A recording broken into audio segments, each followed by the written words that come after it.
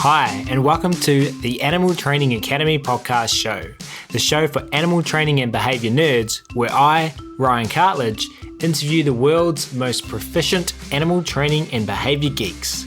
We're absolutely thrilled and grateful to have you here with us today.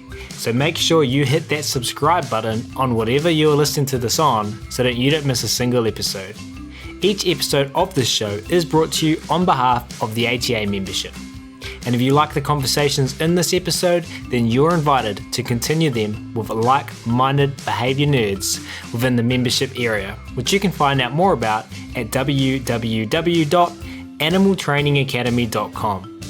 Once part of the ATA tribe, you'll get access to twice monthly live web classes, the back catalogue of previous web class replays, plus a huge library of videos and projects to help problem solve your training challenges. Plus, we're a sociable bunch with an exclusive private Facebook group and forum areas. It's like a Netflix social media platform for animal behaviour geeks.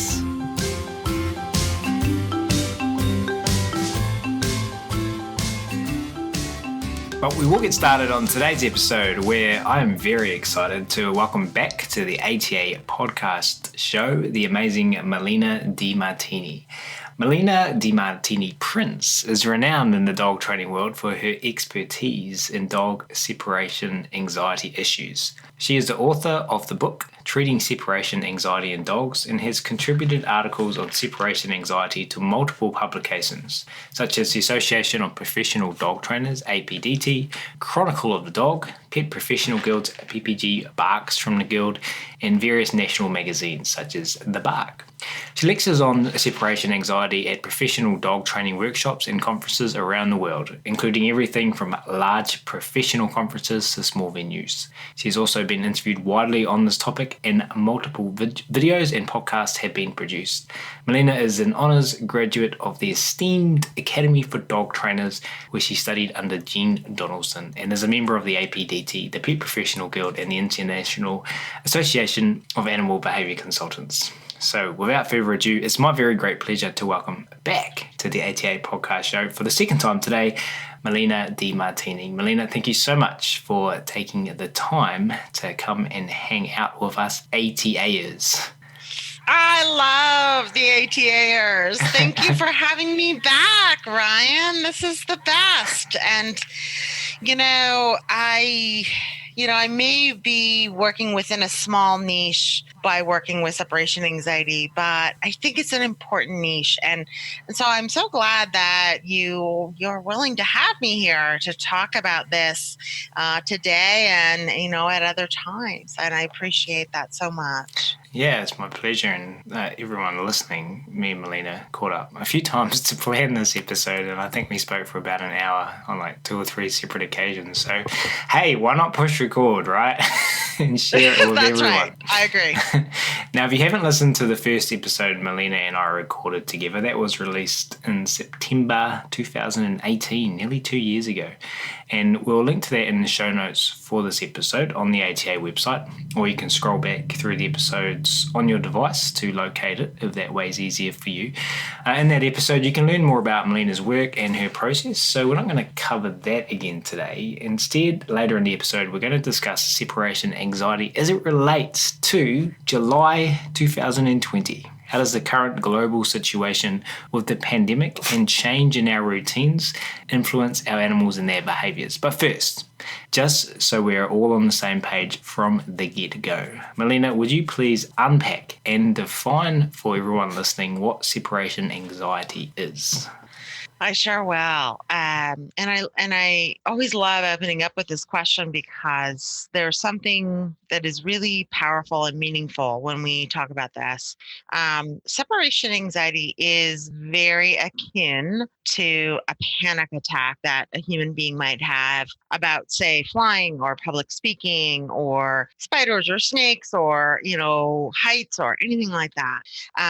And one of the things that those panic attacks have in common is that to someone that is not experiencing it, it is very irrational. And I want to point that out because for those of us whether we're dog professionals or whether we're dog guardians, it may seem that, why would my dog be panicked when I leave him or her? Because I always come back. I always come back. He should know this by now. She should know this by now. But panic attacks, fears, and phobias like that are not rational in many senses. And so, just like the person that is afraid of flying on an airplane, when they know that they are more likely to be injured in a car accident, they know that logically and cerebrally, but they cannot disconnect that when they are on an airplane. And this is the same that's happening with our dogs. These panic attacks, this phobia, fear, anxiety is not rational in our mind. And the reason I want to make that point so strongly is that we need to understand that there is no way to just control the barking, control the peeing and pooping in the house, control the destruction without getting at that underlying panic, without getting at that underlying fear and anxiety. And so, sometimes we'll get contact information from people that have dogs with separation anxiety, and they say, well, my dog is barking all day. I need to get that under control. And it's really important that we express to people that we can get that barking to stop, but not if we don't get that underlying fear and anxiety to be under control. So I remember just before Summer was born, and I'd taken Wifey down to the midwife, and I was sitting in the car with Phoebe, and I had my KPA cert looming, a baby about to be born, the membership, a bunch of other projects, and I was in the car and I could hardly breathe. And I was like, and I got out with Phoebe and put her on the lead, and I felt nauseous, and I didn't quite understand what was happening. And I said to my wife after, I was like, this just happened to me. She's like, you just had a panic attack. And I was like, I put a label on it. Some of the observable behaviours were shortness of breath, nausea, racing heart. And putting a label on it kind of helps me, I guess, when someone else says they have a panic attack, think back to my own experience and build some empathy. But how do we build that empathy in dog owners who don't have experience of what it's like to be a dog? I agree. I think it's such a great question. And I think, we talk to, in the last 20 years, we've talked to hundreds and hundreds and hundreds of dog guardians. And every time we frame it in saying your dog's experiencing extreme panic and anxiety, their heart is racing, they probably can't hold their bladder or bowel sometimes, and they're acting out in disruptive ways because they are so scared. I think it's really important to get those messages across to people. And I actually personally am fairly direct with the clients that I speak to, and I say, it's your dog's welfare that is at issue here. And I know that it is disruptive to your life, but you need to look at the welfare of the dog in front of you in order to fix this problem. And are you willing and able to do that? And so I tend to be fairly direct about it, depending on the client. Of course, some people are softer than others, but it's really important that people understand that there is suffering occurring. Suffering. Like, it's not just like, oh, my dog's barking all day. No, your dog is suffering. And if they can get on board, and the difference between them getting on board with empathy and compassion for their dog versus saying, I just need the barking to stop, is the difference between probably making the kind of progress that we need them to make and not making the kind of progress that they need to make. If they just say, I've got a week and I've got to have my dog, fixed, or else I'm going to drop him off at the shelter, we can still work with that, but we're probably going to need more as they start to realize that the suffering is occurring.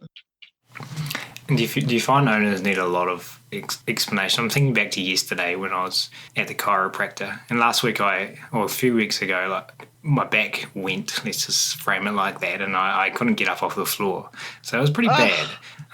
But before that, I wasn't really having any issues, and since then, I haven't really had any issues. And I was at the chiropractor yesterday, and he's like, "So, what kind of exercise do you do?" I said, "Well, walk the dog." And he said, "Well, maybe you should do some exercise every week to get your heart rate up." And I went, "Can I be honest with you?" I was like, "That's not gonna happen." But I was just like, "Oh my God, I'm a dog client. Like, I'm a dog training client. Like, I'm not gonna do the things that I need to do to get better." But also was conscious that I didn't get any explanation as to why I had to get my heart rate up. I was just told I had to get my heart rate up, and my body's like, "Nah, I got a 3-month-old. That ain't happening." So how important do you think it is to explain the why and kind of dive into the weeds with owners? I understand that every owner's an individual, but just general Malena's thoughts on that. Yeah. I think the why is actually more important than the how, always, for probably everything from chiropractic and getting your blood flowing and heart rate up to separation anxiety. I really think that people need to. There's a motivation behind that. So your doctor said, well, you've got to get your blood pumping, got to get your heart pumping, but he didn't tell you why. And maybe he did later, I don't know, but or he didn't. Okay. And I'm not a doctor, so I can't even surmise to say why that was, particularly important for your back injury. But I do think that if we understand the why, the how falls into place. If we believe in the why, the how really falls into place. And I will give you an example of that.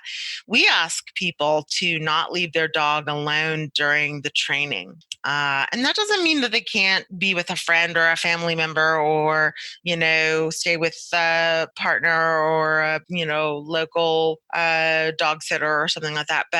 But we ask people to do that. And when we first explain that, we explain the why. Because if they understand that the dog is going to suffer if and not make progress if we don't do that, then they're like, oh, well, now it makes sense. If we just say, by the way, you're just, not going to be able to leave your dog alone for a while. There's no reasoning behind that, and therefore there's no motivation. And motivation is so key in what we all do every day, whether that's doing exercises to help your back or whether that's doing exercises to help your separation anxiety dog. Like you said, if we believe in the why, the how really falls into place. And I'm remembering, I think it's Simon Sinek, his TED Talk. I don't know if you've ever seen that, And Apple started with why we're going to put 1,000 songs in your pocket versus we sell MP3 players. I don't know if that fits perfectly into... I do understand your reasoning there, though. And I always talk about the why of Animal Training Academy, and I'm putting my faith in the universe that the why falls into place with that. But I think motivation is key, and I was very conscious of my motivation when I was at the chiropractor yesterday. Going, just immediately, my brain just went nah. But when I said to the chiropractor, I said, "Can I be honest with you? Like I want to be honest with you. Like I'm not going to do that. I'm struggling at the moment, and you're asking me, what falls out of my life if I do that? If I start doing exercise, what am I not doing that I was doing now when I already don't have time to do what I'm doing now?"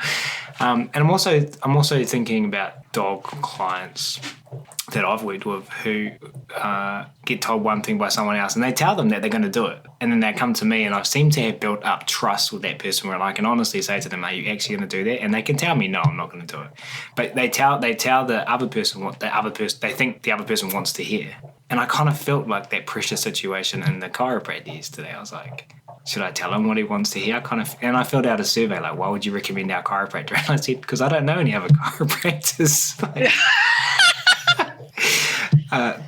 So how important is that for separation anxiety cases to get honesty and truth between your clients? It's crucial. And how do you crucial. get that? How do you build that? And one of the things that I tell my clients is that, like, or the CSATs tell their clients, I'm here because I want to help you and I want to help your dog. And there's only a specific path that we can follow.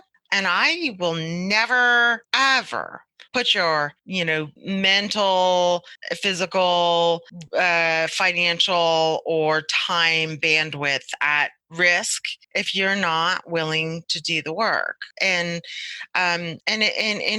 so it's interesting. And I will tell you this, Ryan, I think separation anxiety clients are unique. It's a self-selecting group, right? There's a lot of people that the first time that their dog destroys the front door or eats up the couch or whatever, that's it. They're out. They're at the shelter. They're dumped off or, somewhere.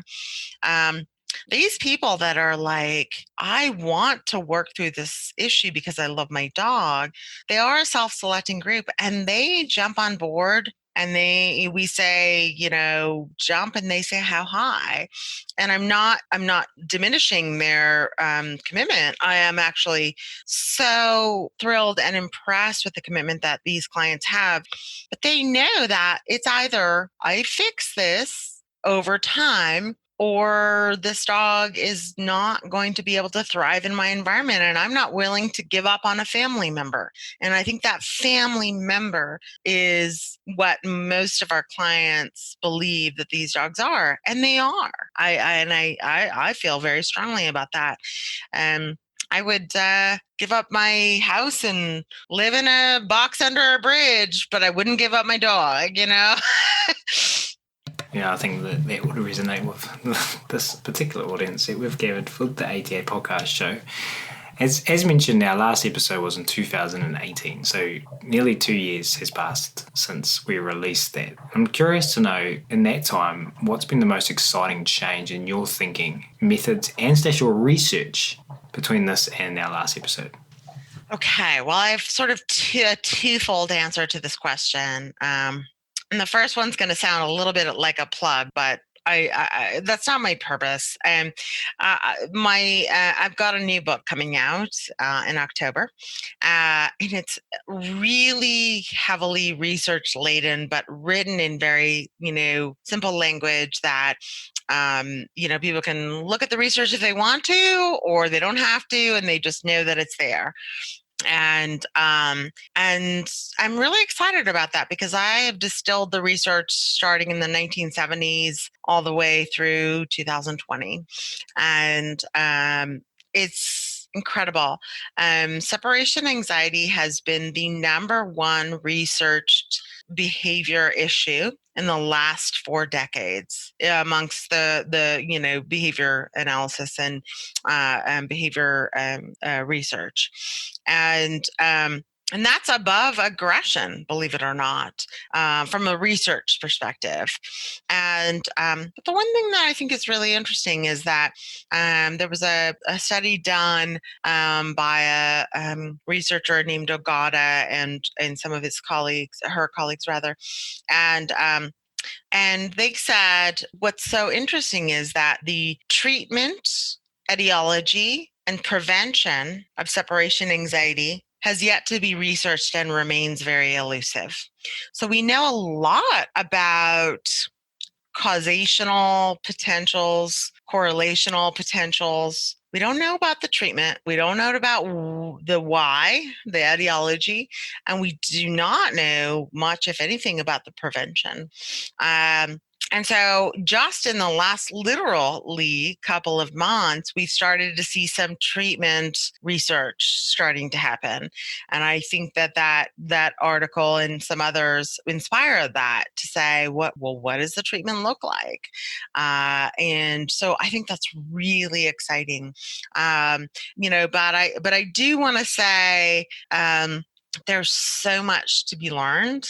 And I'm hoping that the book that will be published in October will give people an insight as to what the research says, what we really know now, and what we really understand about the treatment that can be very efficient, but maybe is not yet fully proven in the literature. And what year was that, Okada? Ogata, and I won't say the first name because I'm going to blasphemize the first name. It's yeah.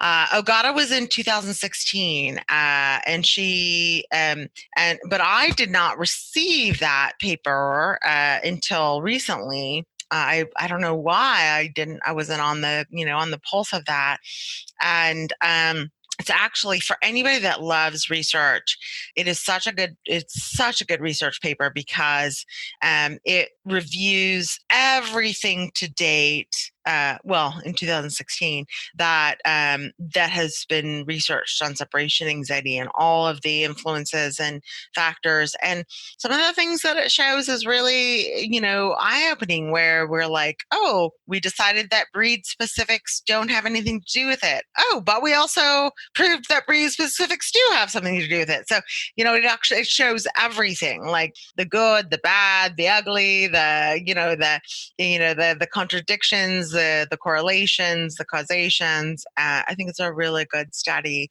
And I've gone through so many research studies now, and I continue to follow them day to day, including those that have just recently been put out in 2020. Daniel Mills' paper, Erica Furbacher's paper that was just recently put out a couple of days ago, I think. A couple of hers, actually, not just that first one or that one. There's a couple of them.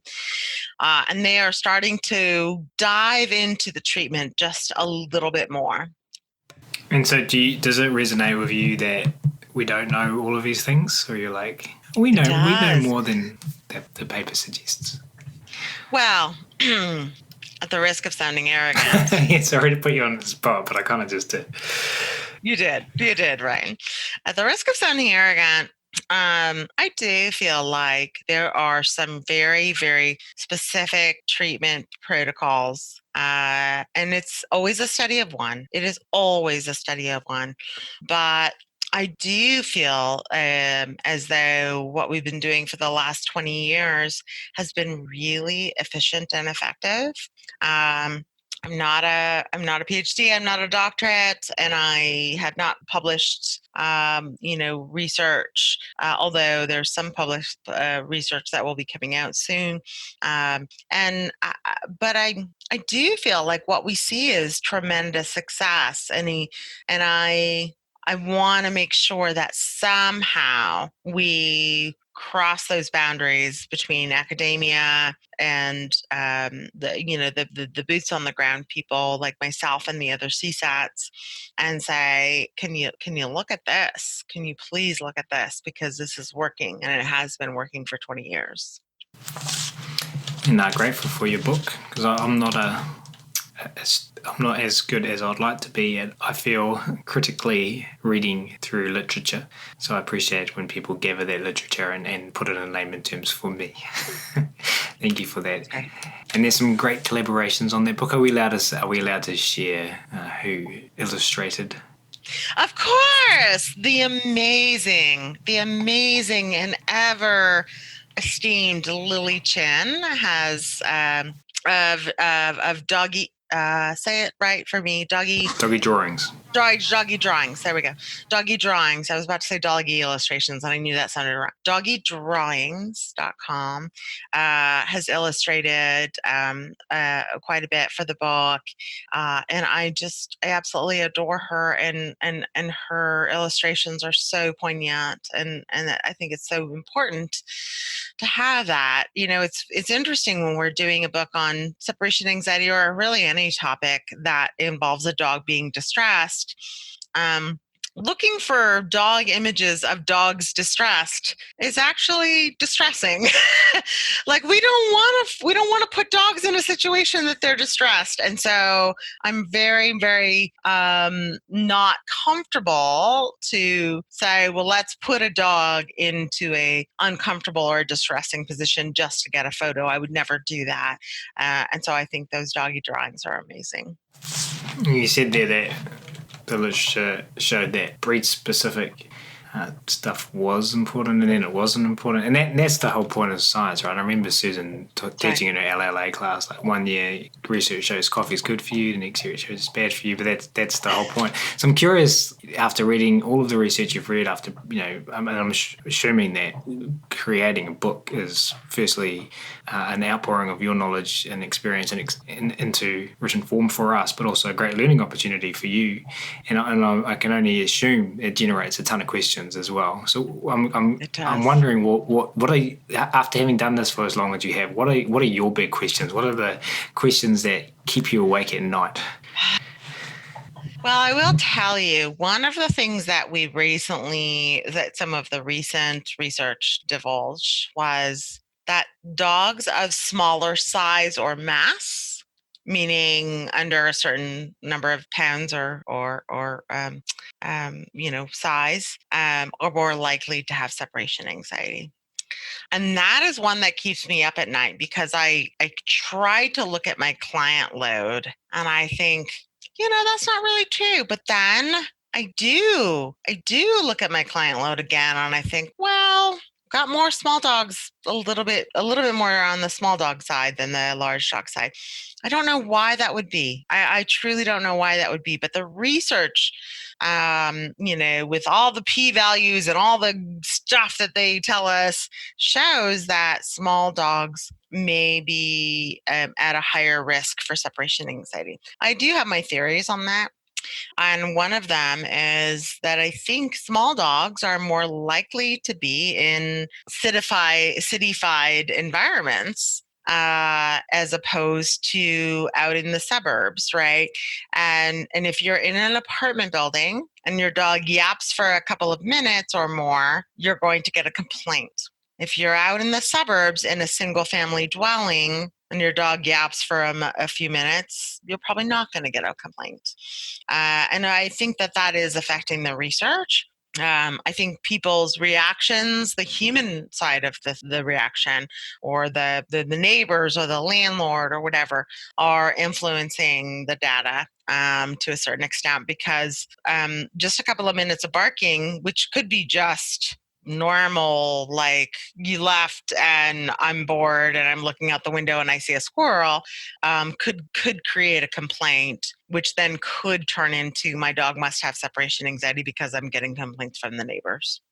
So I don't know, but that one keeps me up at night. And I'll tell you something else, Ryan, about the breed specific. I'm on the fence on this. I think even on our last episode we talked about this. Maybe that wasn't with you, but about 10 or more years ago, people, when I would do seminars and stuff, would say, "What do you think about breed specific separation anxiety?"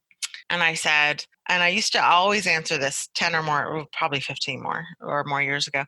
I used to say, I don't know why, but I have a huge population of pit bulls that have separation anxiety. And people would be like, wow, that's really interesting. And then technology hit and I was able to do things like Skype and Zoom and, other platforms. And so I went from just my local region to a worldwide audience. And suddenly I realized, oh, well, the reason that there's a high propensity of pit bulls that have separation anxiety is that I live in the San Francisco Bay Area where there's a high propensity of pit bulls as dogs, right? And then when I started going out into the world market, I realized, in Belgium, there's these dogs, and in, France, there's these dogs, and in New Zealand, there's these dogs, and that it's not necessarily breed specific, in my opinion, or my thoughts. It's what is the main concentration of dogs. If you are in, and I don't even know this to be true, but if you're in Germany and dachshunds are your main breed, you're going to see a higher propensity of separation anxiety in dachshunds. I was thinking about some political examples there, but I've decided not to go into those.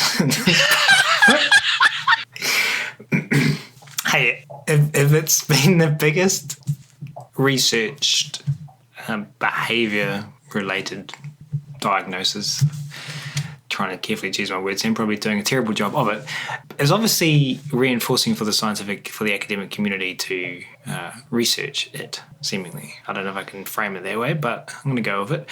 Why do you think? Why? I think because it's such an enigma. And I think that it's probably also, from a research perspective, one of the few behaviors that can be emulated, not in a lab per se, but think about this. If you want to study dogs that are reactive on leash to other dogs, you've got the environment that not only includes dogs, but includes people, includes leaves blowing by, includes garbage bags flying past.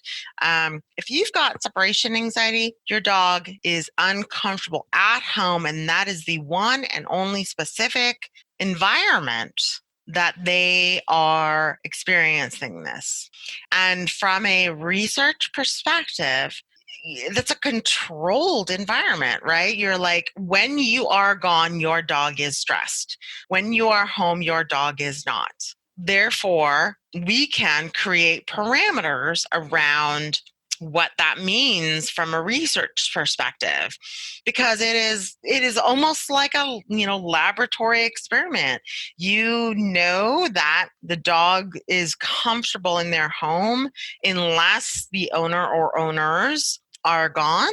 And so we can control the severity or extent of the stimuli, right? We can have them go out for 1 second or 5 seconds or 5 minutes. And we can look at that very clearly without any other interfering stimuli. And I think that's one of the reasons that the research has really glommed onto this, in addition to the fact that we have this elusive treatment, prevention, and etiology, and they're just trying to figure out more. Well, grateful to all the academics out there. We are.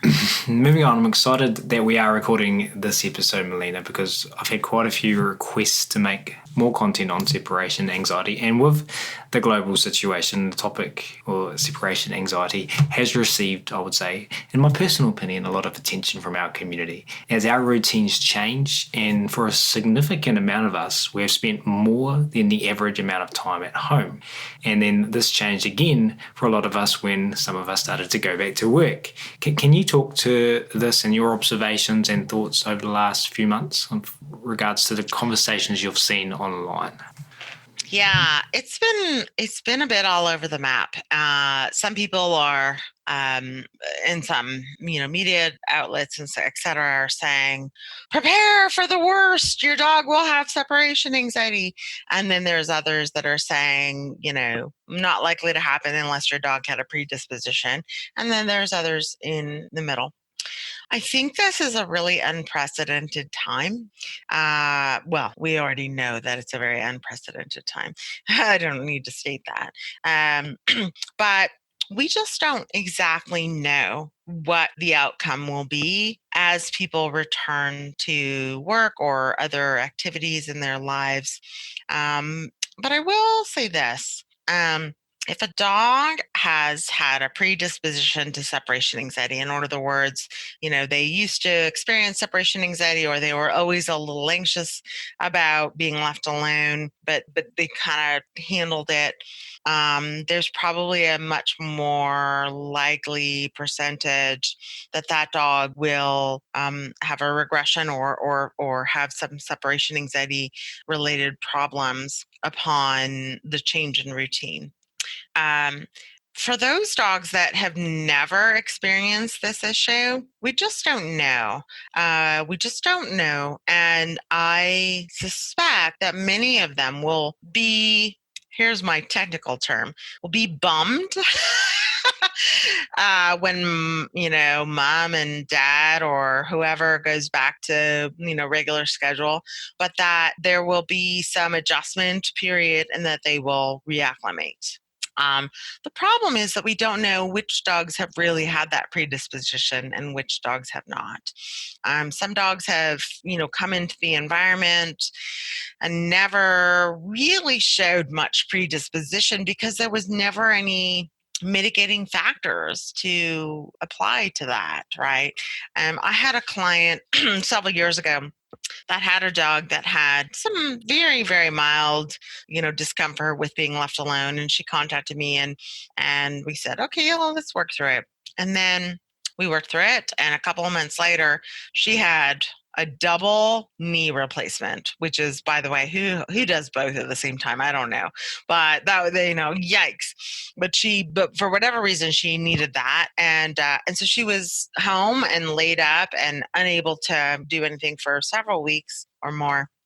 And then when she was walking again, she was able, or, with a walker and canes and everything else, she was able to return to work. And the dog went like down to like zilch ability to be alone. But I really thought, well, this dog wasn't really comfortable with it to begin with. And then we had this long duration of this person being home. And that probably changed the tides. And so I wish I had a really concrete answer for this, but I don't think we'll know until we know. And I really recommend that people set up a camera, like, a laptop or a tablet or whatever, or a smartphone, and watch their dog for a few minutes while left alone during this pandemic before they go back to work, if they haven't already, and just see how the dog is reacting. Some of the things that we really can do is, for dogs that did not have a predisposition before, go out to the car and read a book for 15 or 20 minutes. Like, take little but intentional times away from your dog, and that will be important. And do you feel that those working as consultants should be talking to their clients about this and recommending those types of strategies to go out and sit in the car for 20 minutes and read? And I was just thinking back to telling a client that in my experience at the chiropractor yesterday.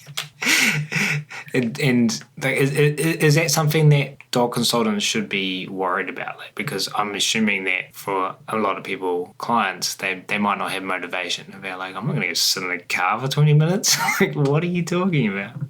I think the way to start that conversation is by saying, we don't really know right now if this is going to be a problem. And so set up a camera and, walk and take out the recycling, or, go put the garbage in the bin, or go sit in the car for 5 minutes and watch your dog on camera with a smartphone and a laptop or a tablet. And if they feel there is any concern, then I think it is advisable for people to say, you know what, you're going to be sitting on your couch watching Netflix anyway. Go out to your car for 20 minutes and read a book. It's better for your brain and it's better for your dog. So what is your gut instinct? If a dog didn't have separation anxiety tendencies beforehand, is this in fact a concern with our changing schedules? I think it's enough of a concern, excuse me, that we should be looking at our dogs before we suddenly go back to work for an 8 or more hour day. I suspect that most dogs that did not have any tendencies before will probably have a couple of, not so great days and reacclimate. And so my suggestion really is, if you have to go back to work on Monday for 8 hours, make sure you're maintaining or initiating relationships with a dog walker or a pet sitter or somebody that can break that day up for your dog, maybe once or twice a day. Even if it's not a huge exercise outing, at least you're breaking up that time if your dog has never had any propensity towards separation anxiety. But I really feel that before people go back to their daily lives, that they should look using a program like Zoom and make sure that their dog is not having any issues. I think that's good advice. And building on that, in your opinion and experience and knowledge of the research, would you say, and we've talked about breed-specific tendencies today. And then now just thinking about individual dogs. Mm. The genetics of an individual dog. In your experience, are some dogs, like, have you seen genetic evidence? Some dogs, some like, and then their puppies and their siblings are predisposed to separation anxiety, and then with going into lockdown, are there some dogs that one might label as, appreciating that label needs unpacking? Some might label as borderline, and then can the lockdown situation push them into separation anxiety, or are you going to remember all of it? We can go back over. I've got it. So keep it coming. Or if a dog is likely to develop separation anxiety, what indications would we have potentially seen before lockdown occurred? All right. You might have to remind me of that last one because I think I'll forget that last one, but I've got the first couple. So there's sort of good news here, and it's good news depending on who you are. We have identified in the research and I'm not a geneticist, so gosh, don't hold me to the pronunciation of any of these words and things like that. But there is a haplotype, which is basically the genetic marker that is showing that when these dogs have this haplotype or this genetic marker, they have a predisposition to separation anxiety. And that's only happened in the last couple of years that this has been discovered. And I want to make sure that people understand one thing about this. This is actually, from what I understand, very similar to Alzheimer's research. They found and I can't remember the name of the Alzheimer's gene that they found, but you can now be tested for this Alzheimer's gene. And it's like, L572125767 or whatever. I'm sorry, I don't remember what it's called, but and no disrespect to that in a condition, of course, I just don't remember. However, you can test positive and never actually have Alzheimer's. It doesn't mean that you will get the issue. It means that there is a predisposition in your body genetically to potentially have this problem. Okay. And so it's the same that they've discovered with the genetics and separation anxiety so far, which is very new research. And one of the things I actually really love about this is I really, truly want people to realize that there is very little that people do that could create the perfect storm to I want to make my dog have separation anxiety and I'm going to do these 7 things. It's really hard to do. But if your dog does have a genetic predisposition, it's not all that hard at all, right? And epigenetics play a role in this, whether, certain things are being, from external stimuli are being turned on and off, etc. But I think it's important that people really understand that. And so when we are faced with a pandemic like we are right now, even if these dogs had never expressed overt signs of separation anxiety, that doesn't mean that they didn't have some sort of predisposition. And that's where I think the confusion is going to come in when people say, well, my dog never had separation anxiety. I stayed home for 2 or 3 months and now he has it or she has it. I think that is going to be confusing because people are going to think, well, it was the pandemic that created it, but it may have already been there all along without any sort of outward manifestation.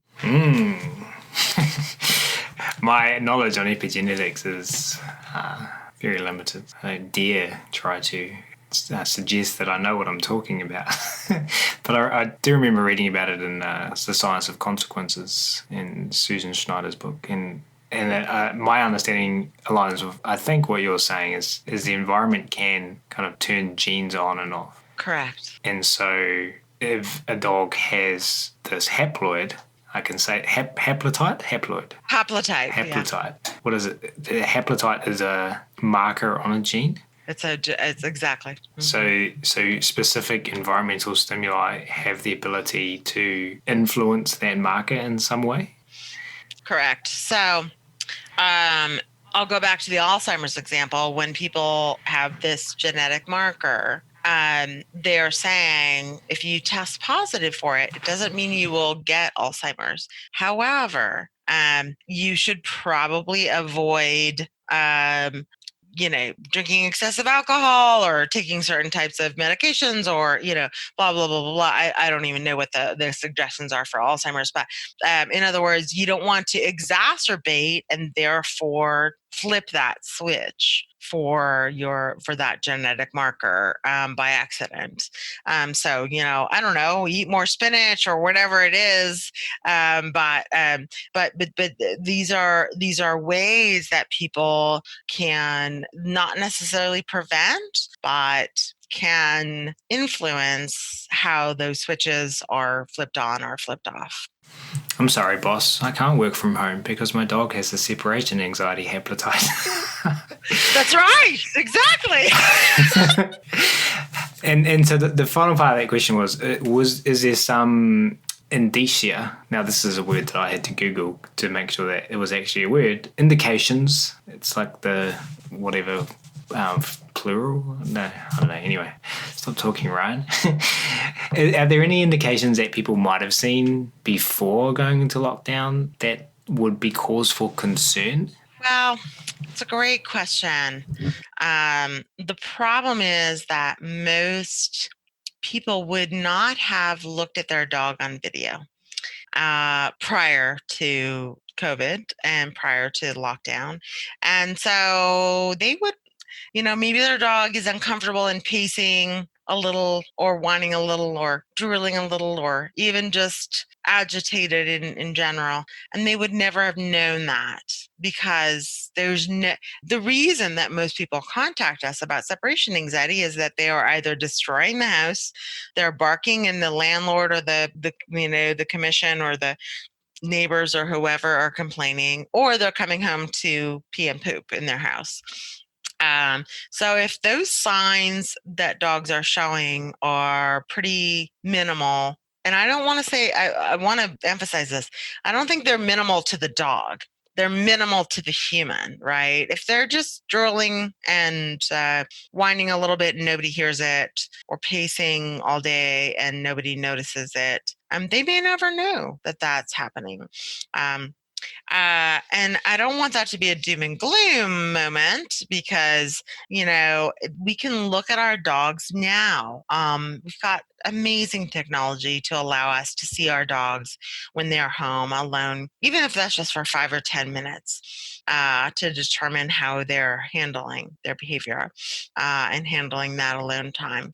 And so, now is actually it's almost embarrassing to say this, but if I could blame it on the dogs, I think they think they started this pandemic because they're like, this is the best thing ever. We want mom and dad to be home every day, and so I really feel like we could, because we've had this.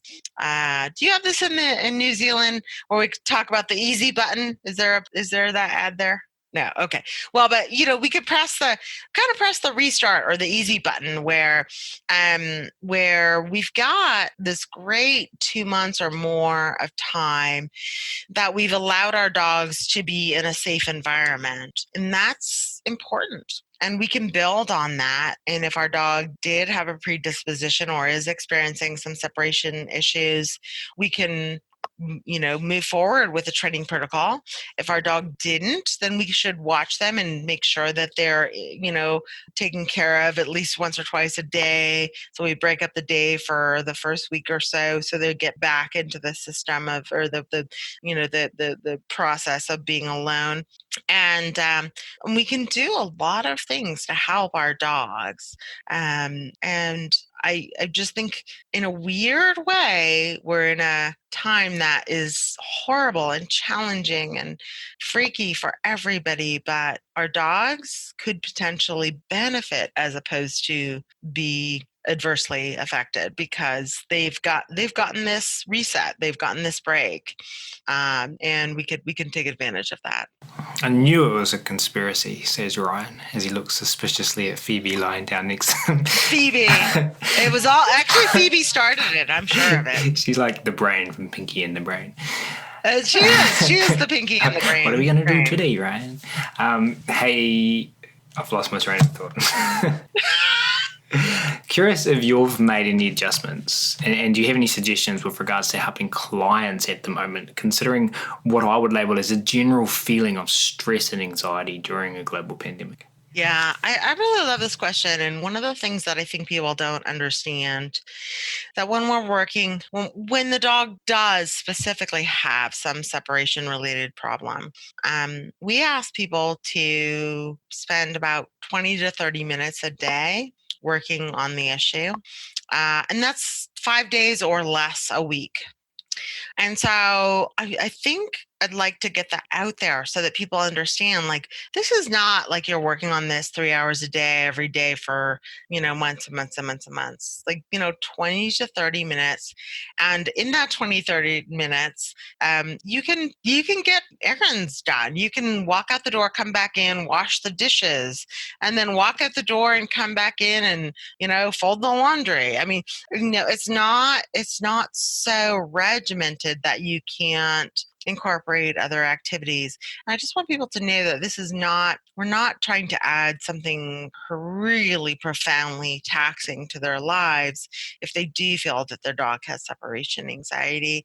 And I think and I hope that people realize that, like, wow, I could, just walk out that door and come back in and then fold laundry for a few minutes. That's not really taxing to my life. It's just walking out that door a couple times. And so have you found you've had to, as resources as well become more scarce, so time might have become more scarce during the pandemic, and not only do you have your dog, or not only are you at home with your dog, but your kids are at home, so you've also got to think about them. And money for a lot of people has also become more scarce during this time. Have you, on top of kind of reassuring people that it's not potentially as large as it might be in their head, have you had any other changes to how you communicate with clients during this time, acknowledging that stress, anxiety, and change in resource availability? I love this question. And one of the, I guess, I don't even know if it's a change, but I maybe have started to emphasize more that community is everything. It is everything. And with people that have dogs that are suffering from separation related problems, having a friend, a neighbor, a family member, or a paid pet sitter, or a daycare environment, or whatever, or all of those resources, and preferably all of those. One day at daycare, one day when I have to run to the grocery store, she stays at the neighbor's house, or the neighbor kid comes over and hangs out with her. One day my mom comes over and watches the dog, or I drop my dog off at my mom's house. And creating that village, I think, is so important. And it doesn't have to be paid much of the time. Yeah, sometimes there are situations where, like, I really need to be gone for 6 hours today, and I'd rather drop my dog off at daycare than impose on my mom. But it doesn't have to be that way. And I want people to understand that creative solutions are really out there. People say, well, my dog, I can't afford daycare, so I guess I can't do this protocol. And I don't believe that. I really think that the only thing that is limiting us is our creativity. And I'll tell you a quick story. And I hope I didn't tell this one to you in the last recording, but if I did, it's worth reiterating. We had a client that moved to a new location, knew nobody, hadn't even started at her job yet, knew no friends, no neighbors, no family, no work, relationships. And she said, I want to do this, but I don't know anybody. I can't, how do I find someone in this new state that I'm living in when I don't know anyone? And what we did was, and do you guys have Meals on Wheels in New Zealand? All right. So same, and there's a lot of different programs out there that are similar, but um, we created a flyer with, of course, this compelling, lovely picture of the dog and said, this is what's going on. And, we made this beautiful example of, what we needed. We needed some people to help with a couple of hours here and there. We asked the Meals on Wheels people to distribute them to the places they went. Not only did we get several people that were interested in helping to watch the dog for a few hours here and there, it was such an overwhelming response that the dog guardian had to create an online calendar because people were fighting over times to sign up to watch this dog for 3 hours or so here and there, right? Because these are people that are in a situation that maybe they're not mobile, or maybe they would love a little companionship, or love to take a short walk with an animal or something like that. And so I always use that as an example of, you may not know anyone yet, but there are everything from local gazettes to church bulletins to places you can ask, like Meals on Wheels, and social media that can be arranged, and we can find those people to help us.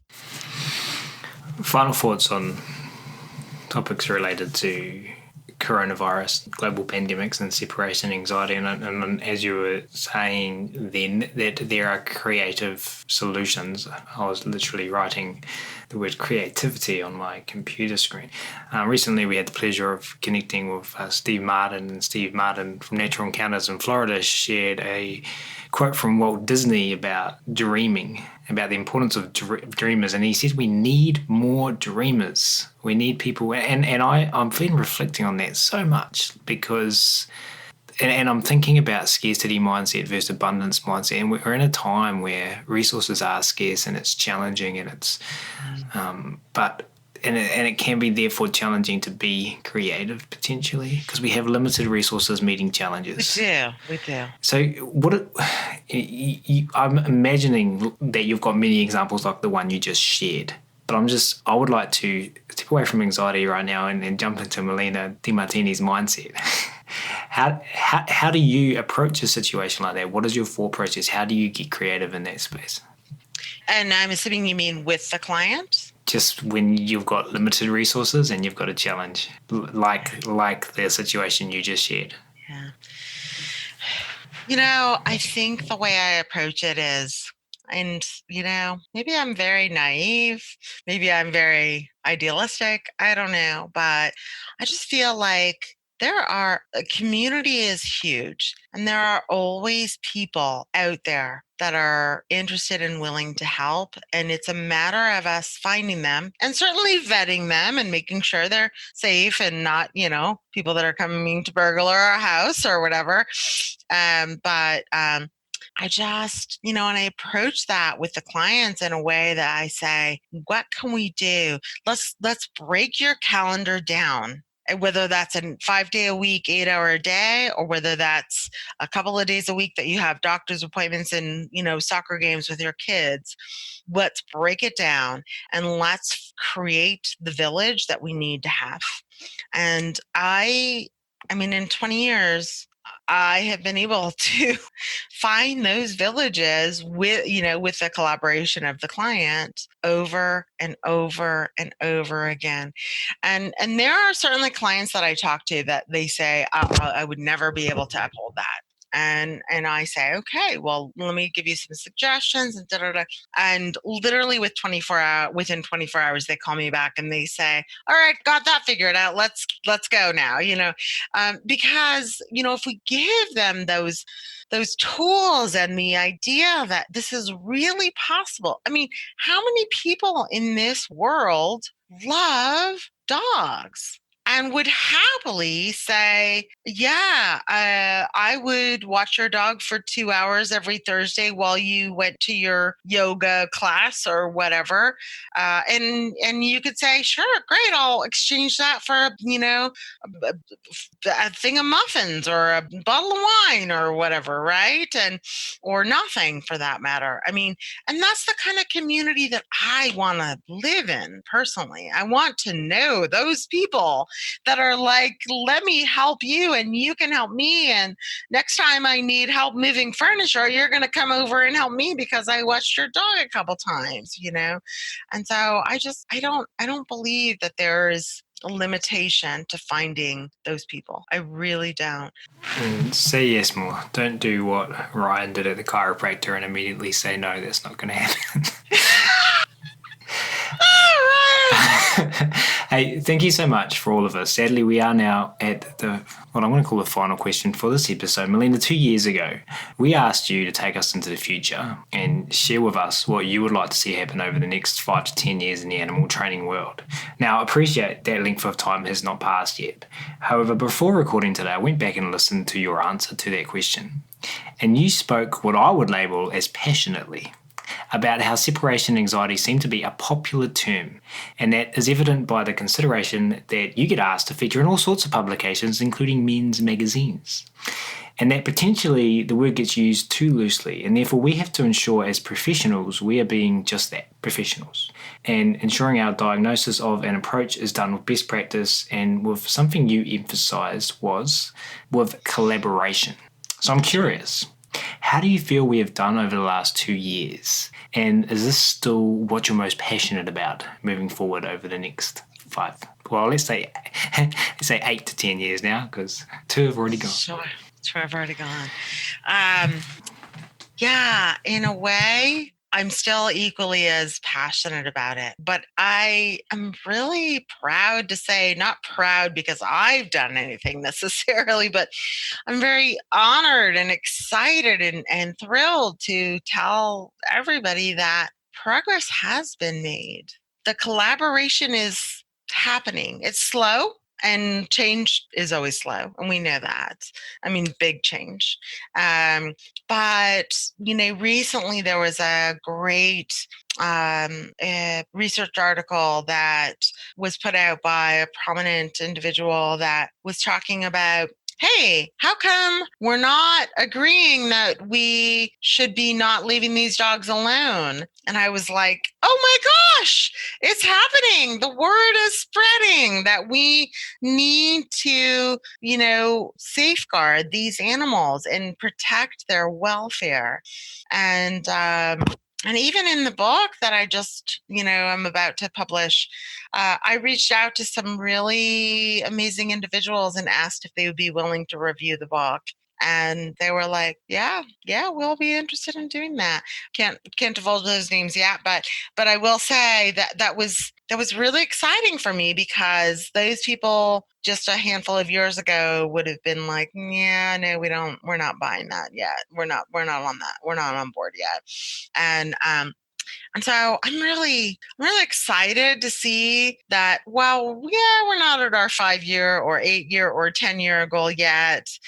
We're moving in that direction, and there is a lot more. And maybe some of this is from the pandemic, that people were becoming more aware of potential separation anxiety. Maybe this is from other things, but I just think there's a lot more awareness and people that are sensitive to this issue and wanting to make a change. So the words celebrate approximations come to mind. Celebrate approximations. That's exactly what we're talking about. Hey, once again, thank you so much for sharing everything today, Malena. Just before we do officially wrap up, could you please just let everyone listening know where they can go to find out more about you, your work, what you do, and to get in touch? You bet. My website is www.malena, DeMartini, DeMartini.com. And there's a lot of offshoots from there. And we also have our Facebook group, which is Treating Separation Anxiety in Dogs.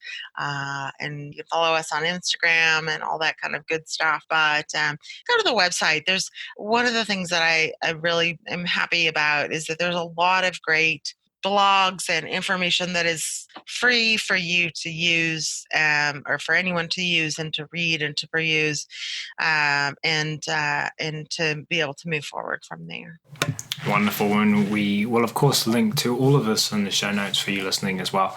This has been so much fun, Malena, from myself and on behalf of the ATA audience. We really appreciate you taking the time to come on the show today. Again, it's really appreciated. Thank you. Thank you, Ryan. I appreciate you so much and everything that you do.